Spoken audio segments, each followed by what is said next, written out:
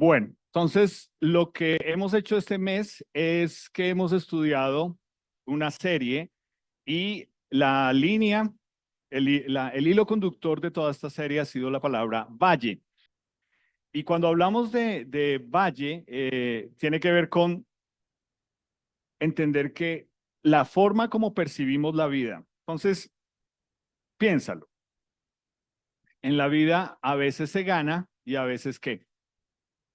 No. Ese es el problema. Pensamos que a veces se pierde. Tú tienes que ver que o ganas o aprendes. ¿Me hago entender? Siempre todo es un aprendizaje. Y alguna vez dijimos acá en las charlas y siempre lo hemos dicho es cualquier situación que me empuje a buscar a Dios, que me empuje a orar, es una bendición de Dios. Y ahí es donde está el problema nuestro. No lo vemos como un regalo de Dios, como algo que viene de Dios, sino que vemos que es algo, un pico bajo que nos está jalando. Entonces, comenzamos el mes hablando acerca del valle de la crisis y es el valle en el que un rey que se llamó Josafat, que leímos en Segunda de Crónicas 20, enfrentó una situación. ¿Cuál era la situación? Y es que a él le llegó una noticia y es, hay una serie de ejércitos que vienen contra ustedes y a ustedes les quedan como nación 3 días. En 3 días no va a quedar nada de ustedes. Y aunque el valle no es el nombre como tal, no es crisis, lo que aprendimos es que cuando ellos enfrentaron a su enemigo, lo que hicieron previamente o la reacción que él tuvo en ese momento, si se dan cuenta en el valle, es que él dijo, entonces, ¿qué vamos a hacer? Porque él era el rey en ese momento. Él dijo, todos vamos a ayunar y vamos a orar. Y vamos a buscar el rostro de Dios y vamos a pedirle a Dios y le vamos a recordar a Dios que es Él el que pelea nuestras batallas. Y eso fue lo que descubrimos en ese valle de Beracaj, que es valle de bendición y es una crisis como Dios la puede voltear en un momento de bendición. Si te das cuenta, a veces se gana y a veces se aprende.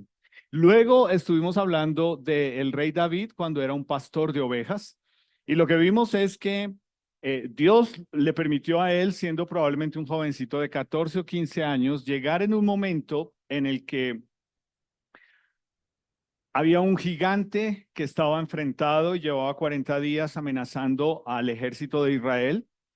Y él llegó justo en ese momento y escuchó lo que este señor estaba diciendo y leímos en Primera de Samuel 17 acerca del Valle de Gigantes. Y es como este jovencito que era un pastor de ovejas se para y se da cuenta y dice, ¿cómo es que este filisteo incircunciso, que era el gigante que es Goliat, está desafiando porque lo que estaba haciendo era atemorizar al ejército para que olvidaran la grandeza de Dios? Y lo que vimos cuando estudiamos esto es que, en toda esta serie es, o mi problema es más grande que Dios, o yo le digo a mi problema lo grande que es Dios en mi vida. Ese es el punto de quiebre. O yo veo el problema más grande que Dios, o yo le digo a mi problema el Dios tan grande que yo tengo. Y hace 8 días estuvimos hablando del valle de Acor y en una situación que leímos en Josué 7, y es como el ejército de Israel, Dios lo envía a una pelea, ellos pierden, se desaniman, y lo que Dios le dice a Josué, que era el líder, es que hay pecado.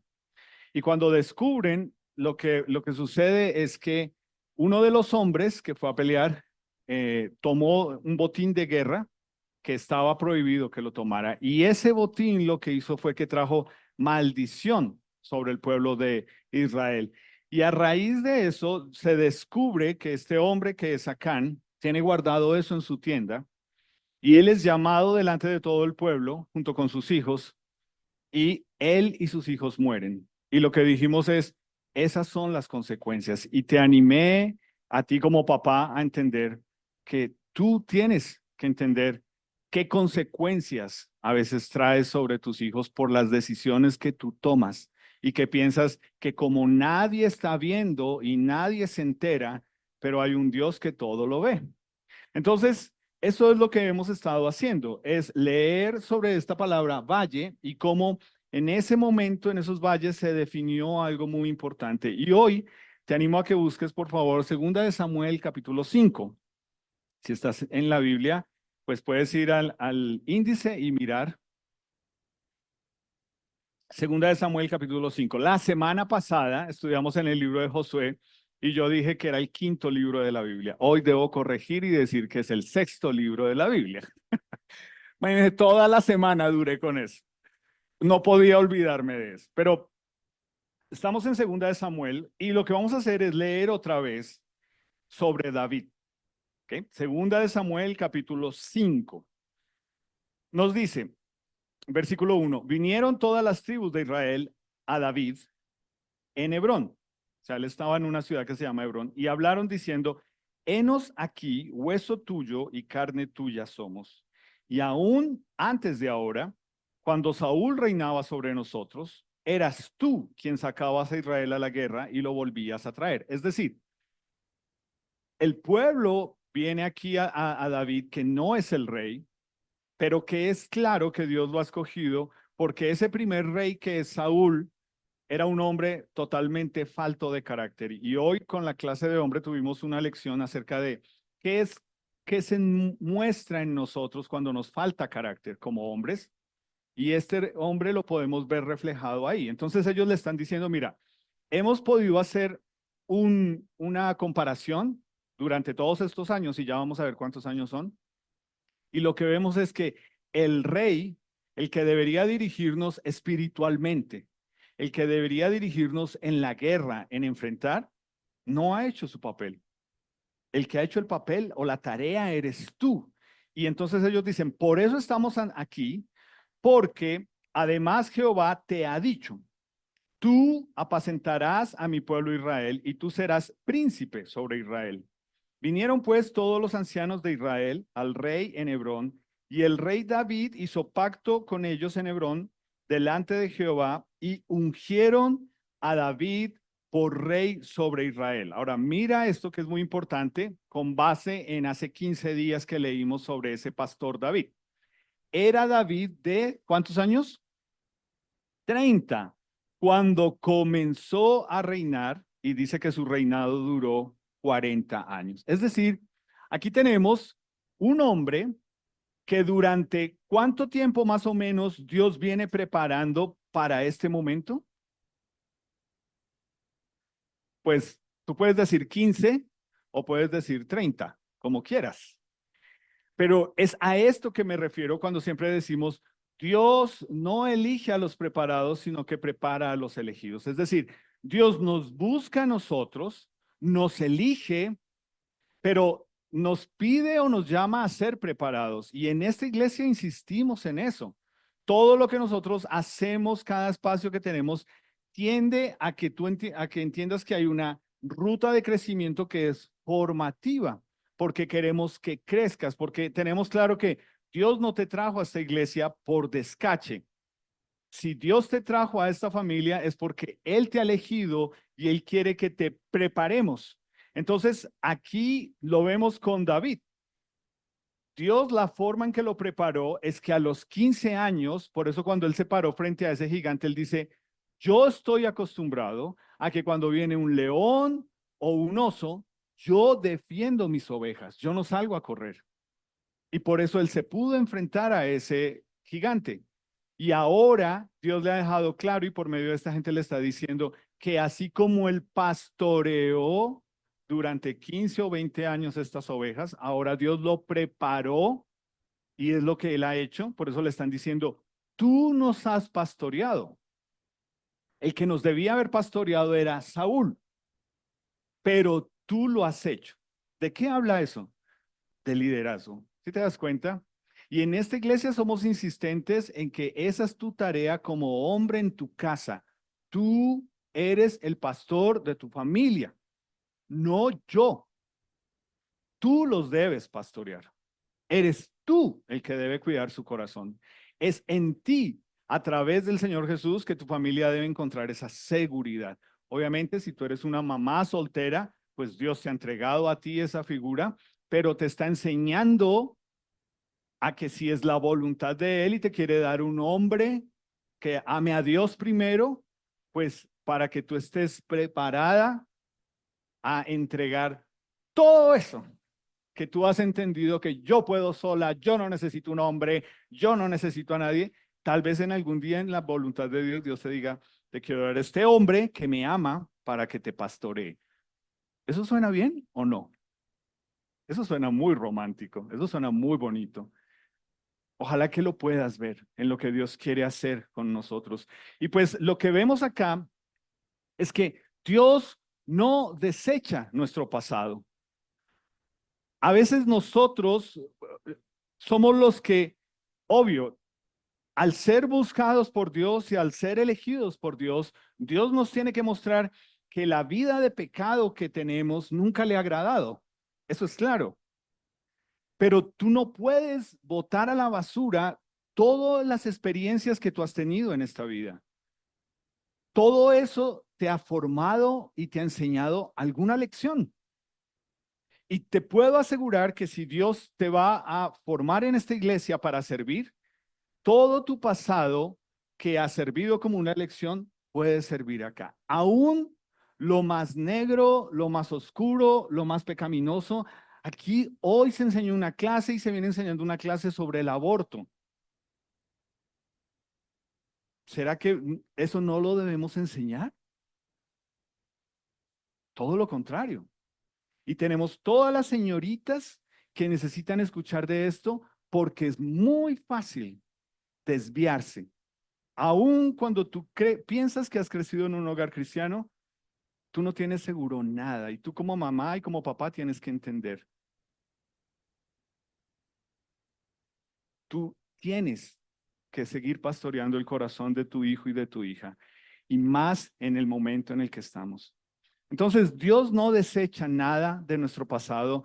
Dios lo permite como una formación y como una experiencia que podemos después poner a su servicio. Y pues aquí está un David que ahora tiene 40 años, tiene 30 años. Y lo que Dios le está dando a entender y leemos en este versículo es, durante los próximos 40 años, David va a descubrir que el que sabe hacer lo bueno y no lo hace, le es pecado. Y es este mismo David que tú lo ves parándose frente a un Goliat con un corazón diciendo, este filisteo incircunciso está desafiando a Dios, pero es el mismo hombre que después no tiene problema en adulterar con una mujer que no es su esposa y mandar a matar al esposo de ella. Es ese mismo hombre. Y tiene que vivir las consecuencias de su pecado. Y las tiene que vivir con sus hijos. Si tú lees la historia del rey David, su pecado pasó una factura muy, muy grande. Y tú vas a ver que en quienes más se vieron las consecuencias fue en sus hijos. Entonces, porfa, no deseches nada de todo lo que estás escuchando hoy. Si tú estás aquí hoy por primera vez, si estás escuchando esto por primera vez, Dios no te trajo por casualidad. Dios nos trajo a todos nosotros para que entendamos que en Él no hay casualidades. Ahora, versículo 17, porque necesitamos avanzar, no me puedo quedar, lo he dicho, tú lo puedes leer después. Oyendo los filisteos que David había sido ungido por rey sobre Israel, subieron todos los filisteos para buscar a David, y cuando David lo oyó, descendió a la fortaleza. ¿Qué quiere decir este lugar? Este versículo es, este mismo David es el hombre que Dios escogió para que escribiera muchos de los salmos, que es el, digámoslo así, como el cancionero del pueblo de Israel. Y este es uno de esos, Salmo 18, 1 y 2. Te amo, oh Jehová, fortaleza mía. Tú, tal vez nosotros lo leemos y uno dice, interesante, pero eso es algo, para el pueblo de Israel era algo impensable. Tú le estás diciendo al Dios todopoderoso, santo, que lo amas. ¿Quién eres tú? ¿Quién te crees tú? Y aquí David nos deja ver cuál era la relación y la comunión que tenía con Dios. Y tú sabes que uno no le dice te amo a cualquiera, ni a cualquier cosa. Pero tristemente vivimos en un momento donde tú piensas que divino es un bolso, divino es un perro, divino es los zapatos, el carro,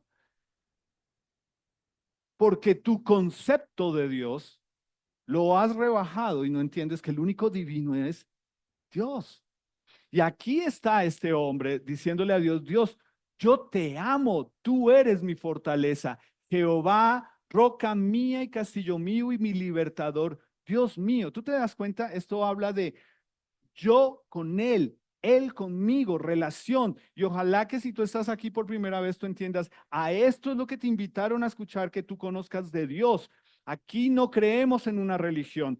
Esto habla de relación. Tú tienes que llegar a conocer tanto a Dios que tú puedes decir, no solamente es chuchito lindo y papito lindo, sino que es mío, lo amo. Y mira lo que describe aquí, fortaleza, castillo, roca, libertador, fortaleza mía. ¿Qué genera esto?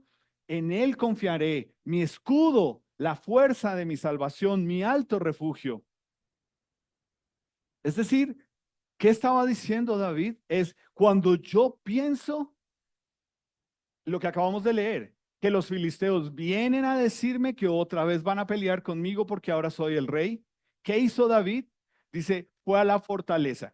Claro, era un lugar físico para esconderse, pero su fortaleza era Dios. Capítulo 27:1. El Señor es mi luz y mi salvación. ¿A quién temeré? ¿Cierto? Y es lo que hemos hablado todo este mes. ¿De quién temeré?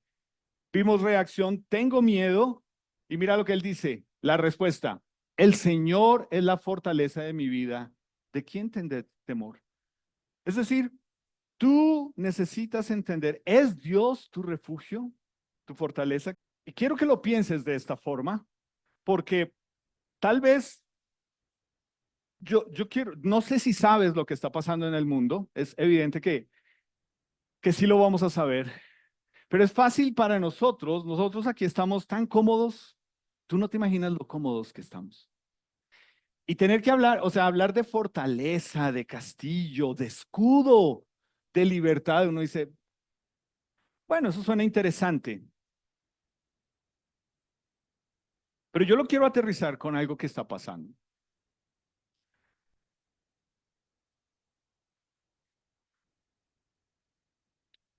Supongamos que tú, al igual que muchas personas, que por favor no lo estoy satanizando, no tiene nada de malo, dice, mira, yo me quiero ir de este país. Por X y Y razón. Vamos a decir que tú no hablas mal de Colombia. Bueno, tú solamente te quieres ir a otro país. Y tú piensas, vámonos a Europa, no sé, un país eslavo del primer mundo, donde la calidad de vida es la machera, donde todo es gratis, donde realmente se vive de otra forma. Vámonos, no sé, Finlandia, Dinamarca, Suecia.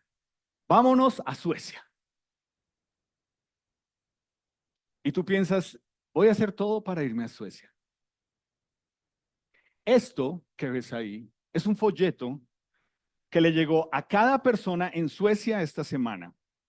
Y lo que dice ahí en sueco es, ¿qué hacer en caso de guerra? ¿A ti alguna vez estando aquí en Bogotá te ha llegado un panfleto de esto diciendo, ¿qué hacer en caso de que la guerrilla se quiera tomar Bogotá?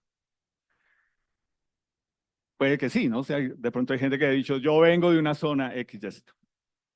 Pero lo que quiero decir es, esto es lo más irónico de la vida.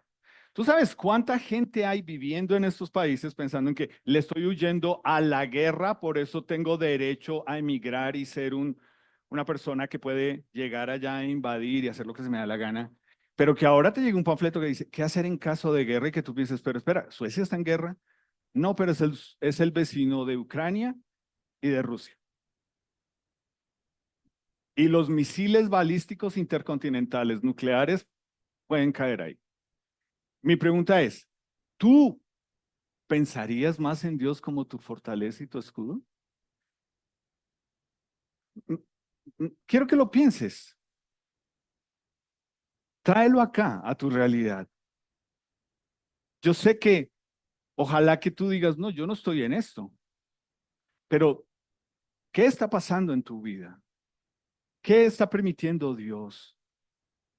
¿Cómo reaccionas tú cuando hay una situación que te amenaza en tu trabajo, en tu hogar, por tu pecado de pronto? Y lo que David encontró es que dice, Jehová, fortaleza mía, se refugió en el Señor.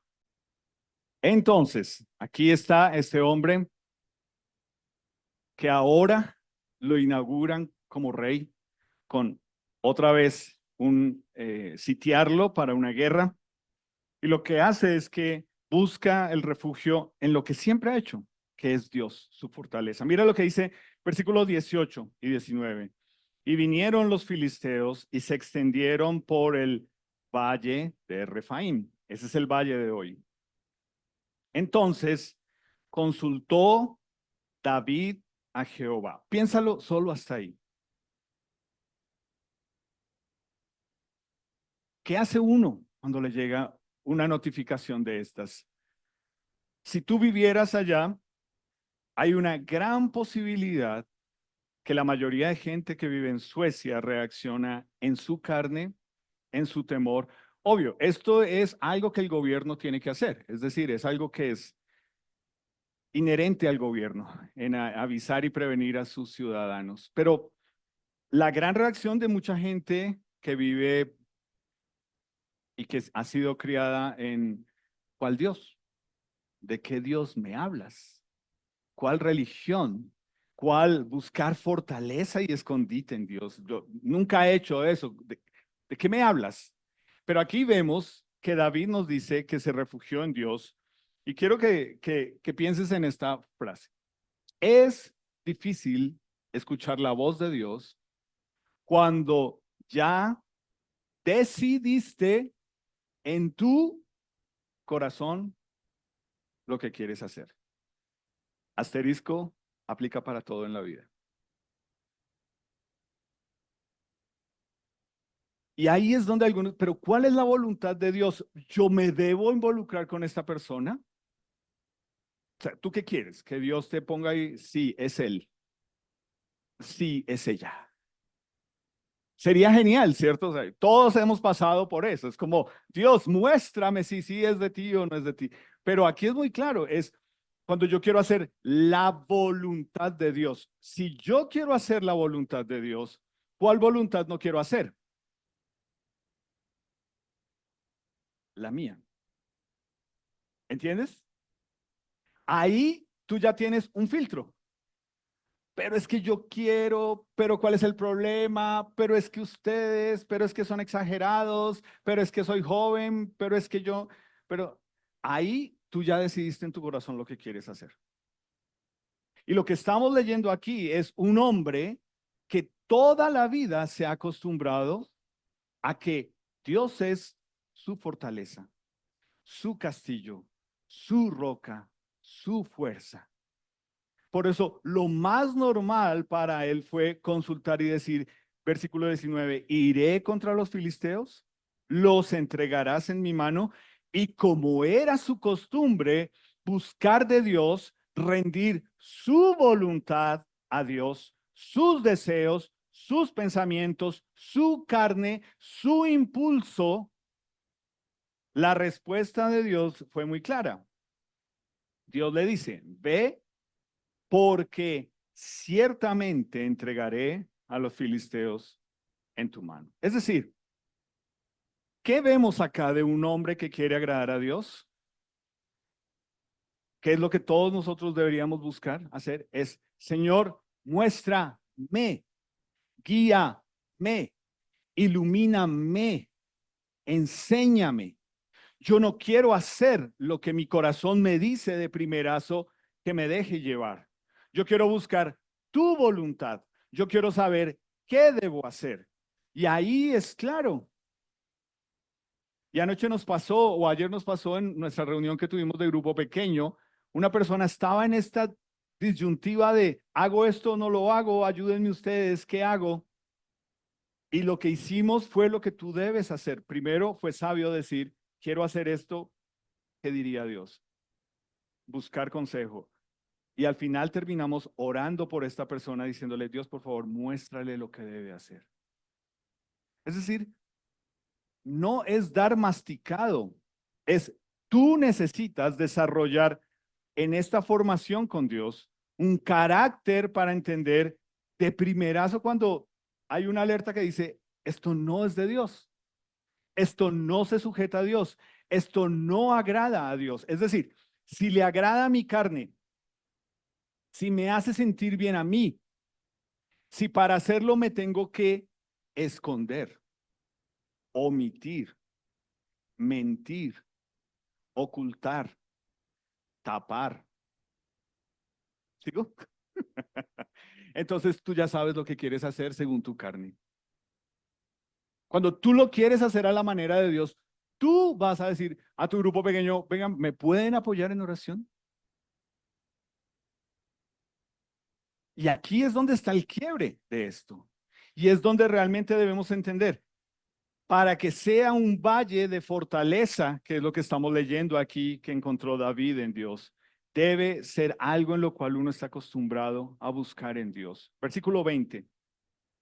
Y vino David a Baal Perasim, y allí los venció David, y dijo, quebrantó Jehová a mis enemigos delante de mí como corriente impetuosa.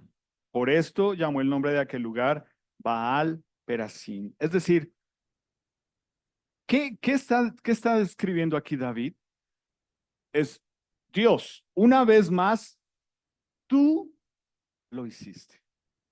Una vez más, tú eres fiel. Está echando para atrás. Una vez más, tú peleas por mí. Por eso te adoro. Y eso es lo que tú deberías poder empezar a generar en tu vida. Unos momentos, si te das cuenta, dice aquí, él hizo algo en lo cual la próxima vez que pasara por ese lugar, lo primero que iba a recordar es, Dios fue fiel. Dios fue bueno. Dios fue misericordioso. Dios lo hizo una vez más. Dios peleó por mí. ¿Pero por qué? Porque David era el bueno de la historia y los malos eran los otros. Ya te dice spoiler, te dije, es un adúltero y también es un homicida. Y a veces en el mundo en que nosotros vivimos y hemos crecido, pensamos que es cuestión de ir a rezarle a algo para que las cosas salgan como yo quiero, diciéndole como un sicario, ir a rezarle a una virgen para que le salga bien el trabajo. Porque como dijimos hace 8 días, pues la mamá entiende que el trabajo del muchacho es ser sicario. Me lo mataron trabajando. Pero este es el punto de esto. Dios no va a pelear mis batallas cuando mi intención sobre otra persona es carnal, es de orgullo. Dios solamente va a pelear por mí cuando yo lo he buscado a Él, me he refugiado en Él, he orado por esas personas difíciles y le he dicho, Dios, tú ves lo difícil que es para mí la convivencia con esta persona, trabajar con este jefe, con esta compañera. Yo hoy ruego por ellos. ¿Tú te das cuenta? Eso es que Dios sea mi fortaleza. No es mi fortaleza para que yo me victimice. Dios, y tú ves cómo me tratan y lo que me hicieron y lo que dijeron de mí y lo que...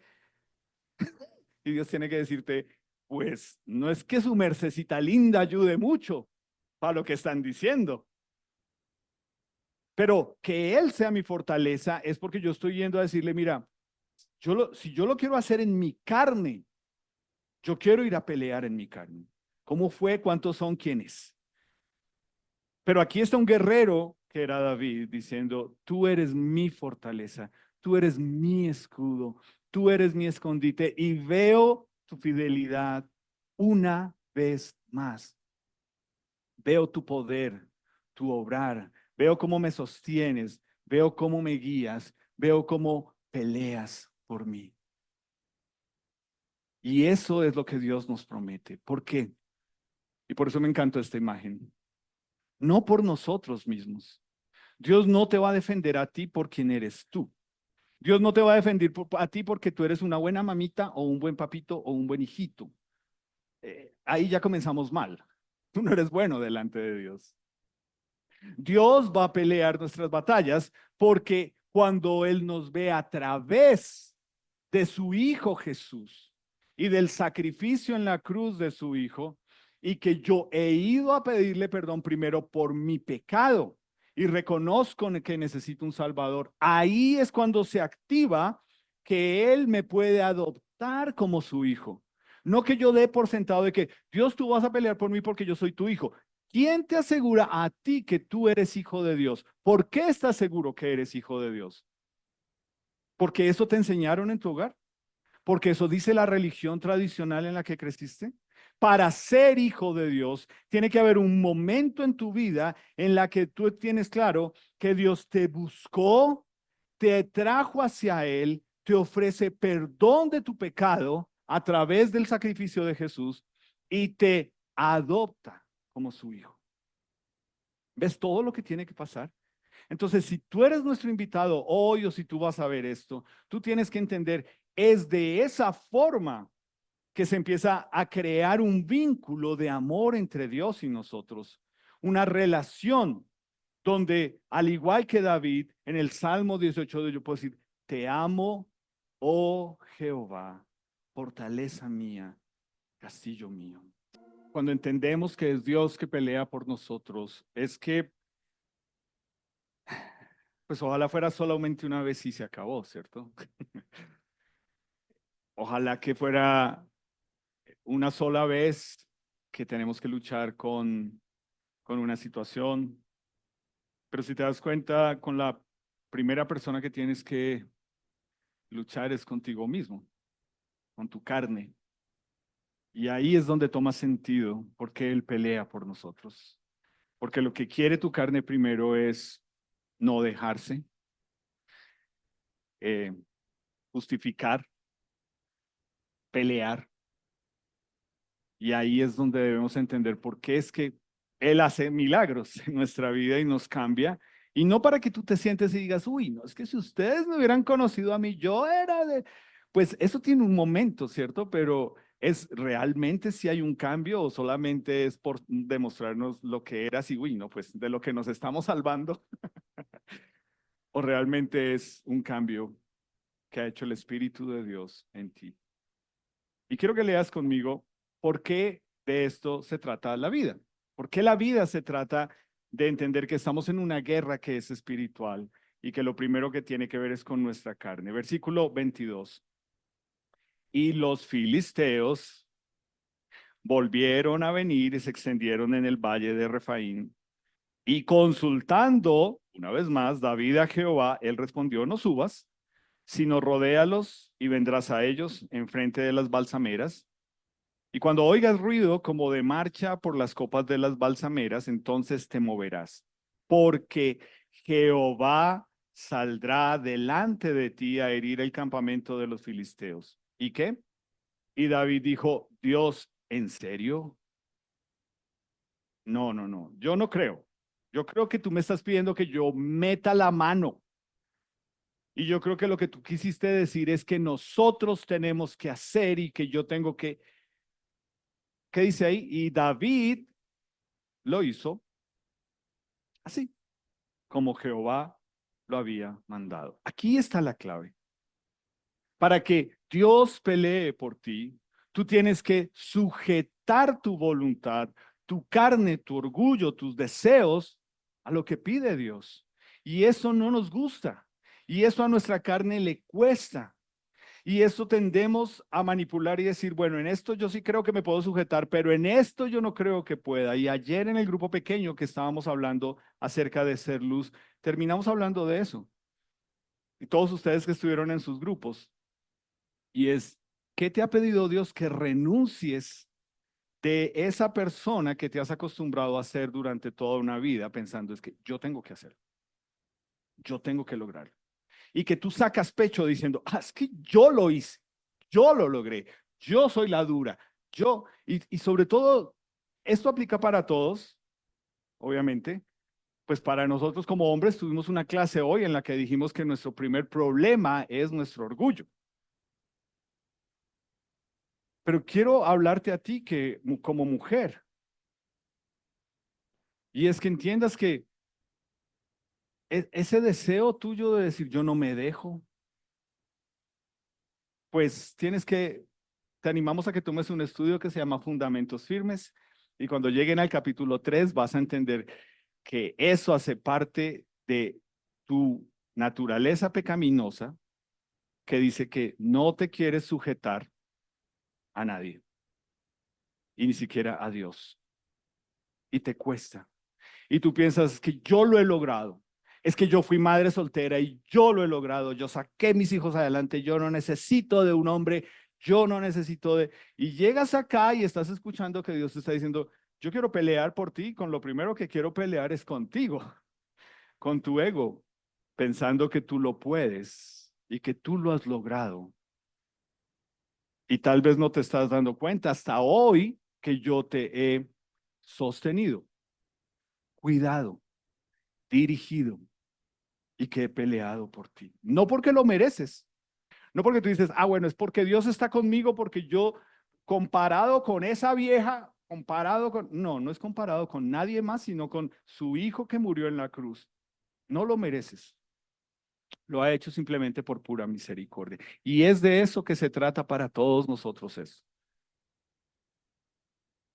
Todos los días tenemos que enfrentar estas batallas, pero con lo primero que Dios quiere que peleemos es con nuestro ego, con nuestra carne, con nuestro orgullo, con nuestro yo no me dejo, yo no soy menos que nadie.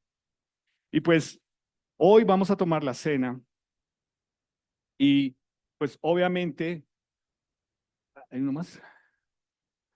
El énfasis de hoy está en entender que este es el valle de la fortaleza. ¿Qué es lo que leemos ahí? David siempre se refugió en Dios, que era su fortaleza. Hubo momentos de debilidad, sí, donde Dios no fue su fortaleza, donde él no se refugió en Dios, pero por algo es que Dios lo llama un hombre conforme a su corazón, porque aún habiendo pecado y pecado de la forma en que pecó, Dios en un momento le muestra, él dice, yo, si esto fue lo que hice y así lo ve Dios, realmente me duele haberlo hecho. Y en otro momento, cuando tiene que vivir las consecuencias también por su pecado, por acelerarse en algo como rey, Dios le da a escoger tres deseos que son consecuencias de su pecado. Y finalmente es lo que dice, ¿sabes qué, Dios? Yo prefiero vivir las consecuencias que vienen de ti, porque sé que a pesar de que sean duras, hay misericordia. ¿Tú tienes esa claridad con Dios en tu vida? Tú tienes la claridad de que aun cuando vives las consecuencias por tu pecado, por tus decisiones, porque tú sabes que tú lo has hecho, ¿puedes ver la misericordia de Dios en tu vida? O tú tal vez que estás acá o que vas a ver esto, por mucho tiempo has pensado, Dios es injusto. O no Dios, pero la vida es injusta. ¿Por qué a mí? ¿Por qué siempre yo? ¿Por qué de esta forma? ¿Por qué con mis hijos? ¿Por qué nada me sale? Parezco bulto de sal. ¿Por qué es? porque estás viviendo las consecuencias de decisiones que tomas. Y por favor, entiéndeme, no te estamos diciendo que Dios es el genio de la botella, que te va a decir, bueno, por haber venido hoy al servicio, te voy a dar 3 deseos para esta semana, para que te vaya bien. No, Dios no va a hacer eso. Dios te está mostrando hoy aquí es, tú eres un pecador que tú me necesitas, porque tu pecado te está consumiendo. Y quiero perdonarte. Quiero que puedas descubrir que cuando tu carne te dice, no te dejes, pelea, busca ayuda, busca la palanca, busca el amigo, busca esto, yo quiero ser tu fortaleza. Yo quiero ser tu escudo. Yo quiero ser tu castillo. Yo quiero ser la piedra firme, la roca firme donde te paras y dices, Dios está obrando en mí todos los días. Es un milagro. Tú lo puedes ver. Es un milagro que nos despertemos. Se llama misericordia. No merecemos despertarnos y estar vivos, pero estamos vivos por la misericordia de Dios para presentarnos ante Él y decir, Dios, una vez más has sido fiel, has sido bueno. Ayúdame a vivir para ti. Te entrego este día a ti. Calma mi ansiedad, calma mis pensamientos. Yo quiero refugiarme en ti. Y esa es la idea de tomar hoy la cena del Señor. La idea es que tú no estás tomando esta cena porque todo está bien. Tú vas a tomar la cena porque tú estás diciendo, Dios, yo te estoy ofreciendo esto como mi adoración, en que tomar esta cena me va a recordar todos los días que yo necesito de ti. Que si lo hago a mi manera, voy a vivir esas consecuencias que no me gustan. No me gusta estar peleado, no me gusta estar mal con la gente, no me gusta discutir con mi esposo o con mi esposa o con mis hijos o con la gente del grupo pequeño. No quiero ser yo, quiero que sea más de ti en mí. Para ti que eres nuestro invitado hoy, acá, esto es algo que nosotros hacemos como resultado de nuestra relación y nuestra comunión con Dios. Entonces, si tú eres nuestro invitado hoy, tú no puedes participar de esta cena.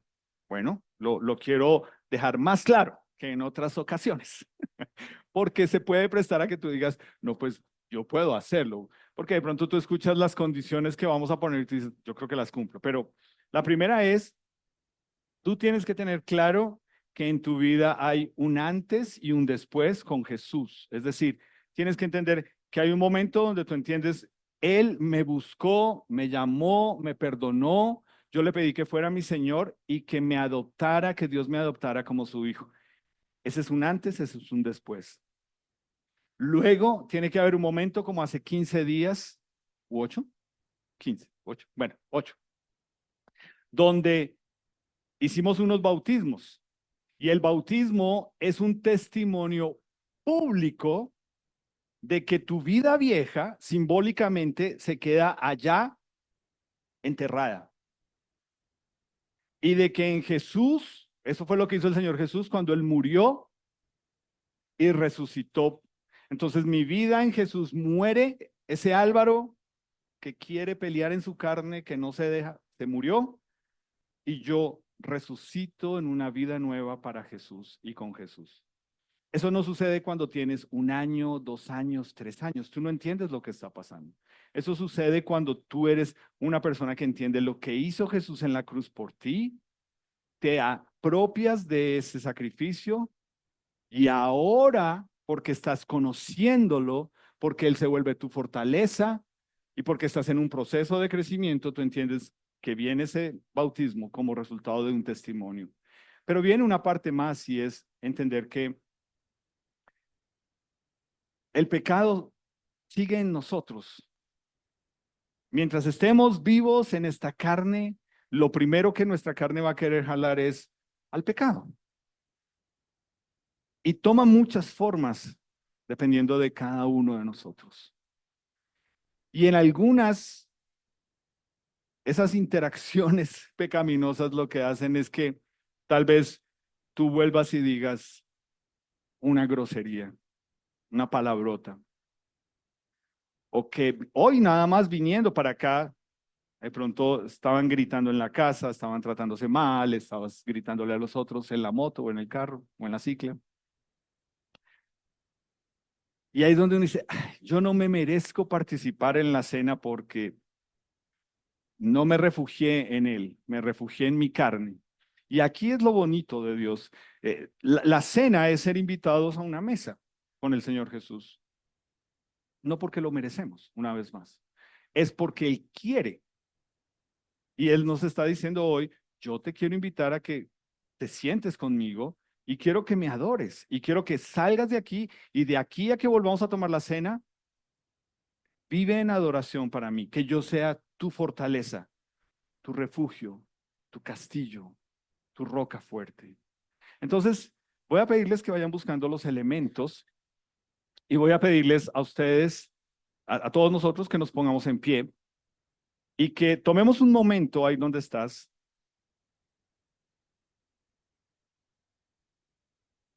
para que te pongas a cuentas con Dios. Si te das cuenta, desde hace 8 días dijimos que iba a haber cena. Tuviste toda esta semana para preparar tu corazón. ¿Te acuerdas que hablé la semana pasada de eso? De santificarnos para Dios, de apartarnos para Él, de preparar nuestro corazón para Él. Y ojalá que tú que eres nuestro invitado, tú que estás viniendo a nuestra iglesia recientemente y estás aprendiendo a conocer de Dios, puedas darte cuenta que la invitación de Dios para ti ha estado ahí todo este tiempo. Y nosotros somos intencionales en hacer esto porque queremos generar en ti esa cosita que dice, yo quiero tomar la cena. Y eso te empuja a ti a decir, ¿qué debo hacer? Y es donde tenemos que, ya naciste de nuevo en Jesús, eres una nueva persona en Él, no una mejor persona, una nueva persona en Jesús. ¿Ya fuiste bautizado o bautizada en Él como testimonio público? Entonces yo te quiero animar a que tomes un momento ahí para orar. Tú, que eres nuestro invitado, para decirle, Dios, ¿qué es lo que voy a ver? Y ayúdame a ver que ese sentimiento de sentirme excluido más bien me anime a decir, yo quiero participar en esto la próxima vez. Y a nosotros, iglesia, el privilegio de entender que si vamos a participar de la cena, es nuestra forma de adorarlo, de buscarlo, de que ojalá lo primero que venga a tu mente es, Él es mi fortaleza, Él es mi roca fuerte. Entonces, vamos a tomar un momento para orar.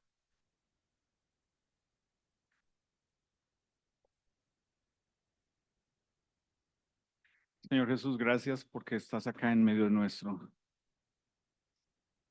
mostrándonos tu amor, tu gracia, tu misericordia en convocarnos una vez más a alabarte como iglesia y a dar testimonio de ti. Gracias por las personas que están hoy aquí, que te están conociendo. Gracias por los invitados que necesitan ver esto para que entiendan que se trata de ti en nuestras vidas, que tú eres nuestra porción, nuestra comida, nuestra fuerza, nuestro ánimo, nuestra fortaleza, que necesitamos de ti, Señor, y que no lo queremos hacer sin ti. Te alabo por eso, Señor Jesús, en tu nombre, amén.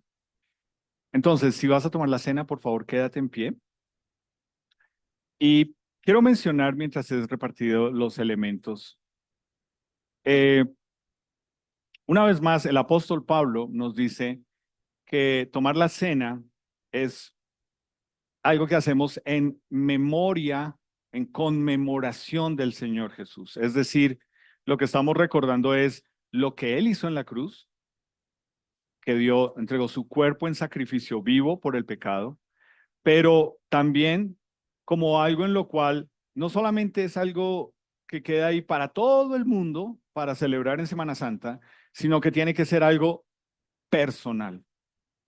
Es decir, cada uno de nosotros se tiene que apersonar, apropiar de ese sacrificio del Señor Jesús en la cruz.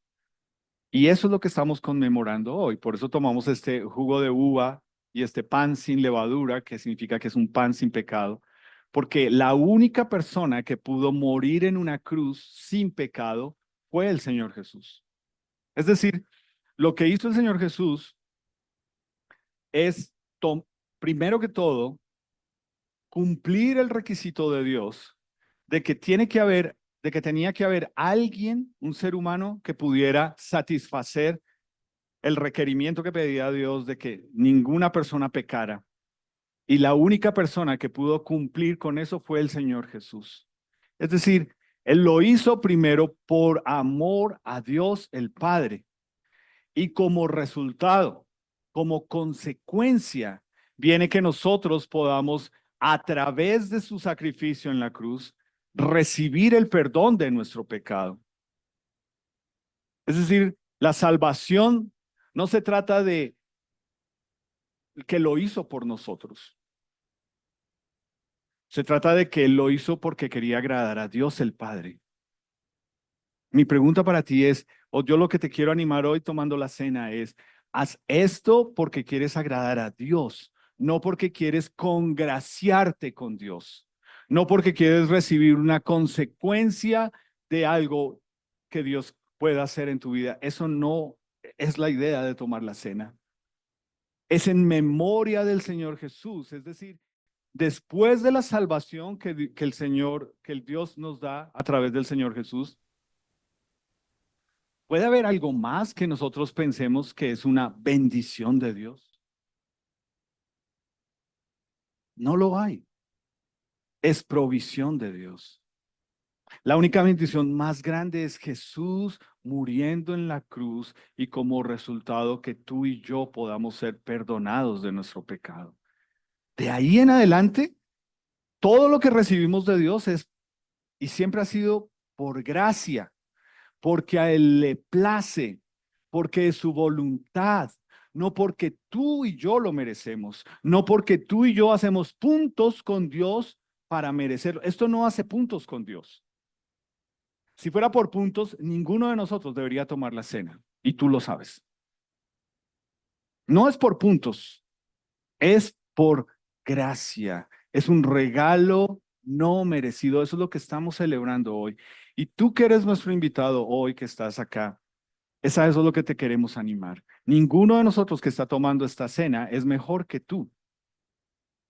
Ninguno de nosotros tiene una aureola aquí de santidad, de que yo sí lo merezco porque esta semana me porté bien. Ninguno.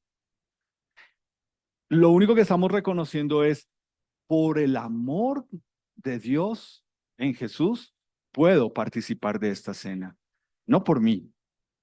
No hay mérito en mí para participar de esto. Eso es lo que estamos conmemorando y eso es lo que estamos anunciando, que es en Jesús, por Jesús, para Jesús, de Jesús, no por nosotros. Esto exalta a Él. Él es el Salvador. Él es nuestra fortaleza. Él es nuestro castillo. Estamos tomando esta cena porque le estamos diciendo, yo no quiero ir a nadie más y a nada más que a ti. Yo me quiero refugiar en ti.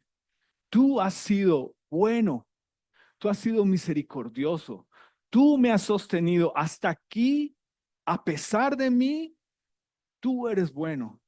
Y eso es lo que te queremos mostrar a ti, que eres nuestro invitado hoy.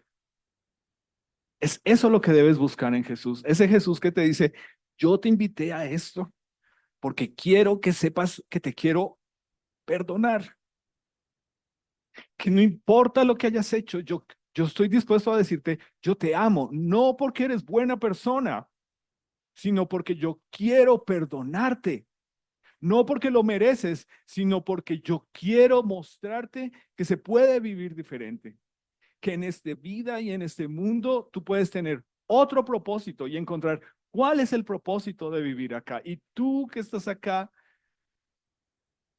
sabes que cada uno de nosotros que estamos acá es el resultado de alguien que nos habló de Jesús y nos permitió entender, uy, qué amor el de Jesús. Yo no lo merecía. Entonces voy a pedirle a Miguel, porfa, si pasa para orar por los elementos. Señor Jesús, en una noche tú que ibas a ser entregado, tomaste el pan y dando gracias lo repartiste a tus discípulos. Y luego tomaste el vino o la bebida y la diste a los discípulos simbolizando el cuerpo y la sangre. Y pues eso es un recordatorio y una ordenanza que tú dejaste instituida para cada persona que ha tomado la decisión de entregar su vida a ti. Y pues hoy nos reunimos en recordatorio de que no es por nosotros, no es porque lo merezcamos, no es porque hayamos hecho algún mérito o porque seamos religiosos, es porque tú nos recuerdas que moriste en la cruz de Calvario por todos nuestros pecados y nos invitas a participar de la cena. Pero lo más hermoso de todo es que tú dijiste que algún día estaríamos contigo celebrándola. Y creo que esa debe ser nuestra esperanza y nuestro anhelo de estar cada momento pensando en que nos vamos a ver contigo y compartir la cena. Gracias por los elementos que hoy colocas en nuestras manos que nos permiten recordar ese maravilloso momento en que tú hiciste este gran sacrificio por nosotros, dándonos la oportunidad de acercarnos a ti. Señor, gracias por ser ese cordero inmolado, por ser ese sacrificio perfecto que hace que nosotros imperfectos podamos estar en tu presencia. Gracias, Señor Jesús, por siempre. Amén. Amén. Podemos tomar los elementos. Quiero animarte, iglesia.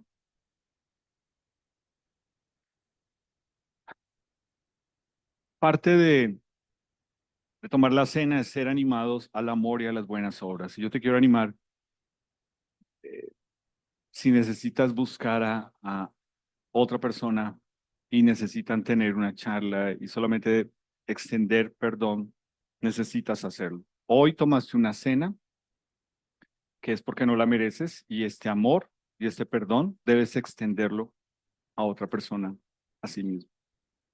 Entonces, quiero invitar a todos, vamos a terminar cantando otra vez esta última canción que cantamos. Creo que nos ayuda a entender que los milagros de Dios sí suceden y que lo que nosotros hacemos en esta iglesia es creer en Dios, que el milagro más grande, y por favor entiéndelo, el milagro más grande es que un Dios santo pueda perdonar a un pecador como tú y como yo. Eso es un milagro. Viene esta temporada y aunque parece que se trata de Jesús, tú y yo sabemos que el mundo que está allá afuera cree más en Papá Noel, que no existe, y le enseñas a tus niños que el Papá Noel trajo